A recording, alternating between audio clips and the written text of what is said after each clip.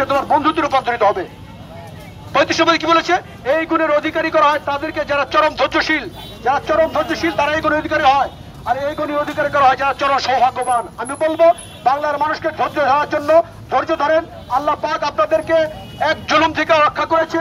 আল্লাহ পাক আপনাদেরকে কি করে আল্লাহর দিকে পড়ে থাকেন, কোন দল মত গ্রুপে যারা হাঙ্গামা গাঞ্জামে জড়ায় যান না। হাঙ্গামা গাঞ্জাম কিন্তু আবার জড়ায় যাবেন।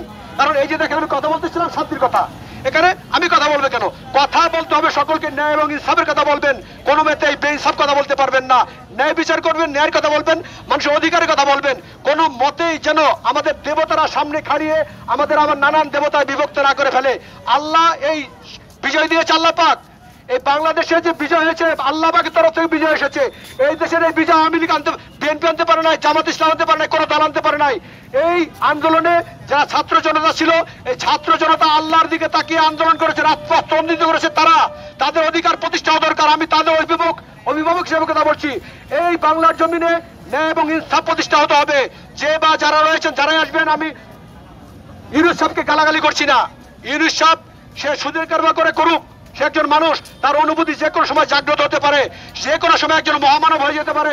তার যে টাকা পয়সা রয়েছে, সে টাকা পয়সা বাংলাদেশের মানুষের জন্য ব্যয় করতে পারে, আমি বিশ্বাস করি। আল্লাহ রাসূল সাল্লাল্লাহু আলাইহি ওয়াসাল্লাম, মুহাম্মদ সাল্লাল্লাহু আলাইহি ওয়াসাল্লাম, তার চাচা ছিল সবচেয়ে বড় সুদের কারবার। মক্কায় সবচেয়ে বড় সুদের কারবার ছিল আব্বাস রাদিয়াল্লাহু আনহু। আব্বাসের সবচেয়ে বড় সুদের কারবার ছিল।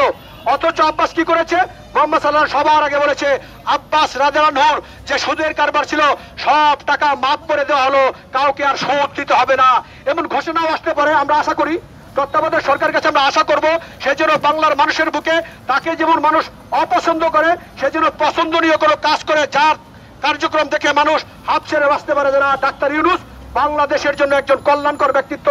যে কল্যাণকর ব্যক্তিত্ব, সে যেন এই সাধারণ মানুষের অধিকার প্রতিষ্ঠা করতে পারে। আপনারা এই যে ভাই প্রচার করতে, এগুলো যেন প্রচার হয় বিশ্ব এইদিকে, এরা যেন মানুষের অধিকার প্রতিষ্ঠা করতে পারে, এরা যেন স্মরণীয় বরণীয় হয়ে থাকতে পারে। আমি বলবো তত্ত্বাবধায়ক সরকার যিনি রয়েছেন তার সাথে যারা আনুষঙ্গিক থাকবে তাদের কাছে দাবি করব কোনো মতেই যেন বাংলাদেশে কোনো বেইনসাফ প্রতিষ্ঠা না হতে পারে, শান্তি এবং সমৃদ্ধি প্রতিষ্ঠা হতে পারবে।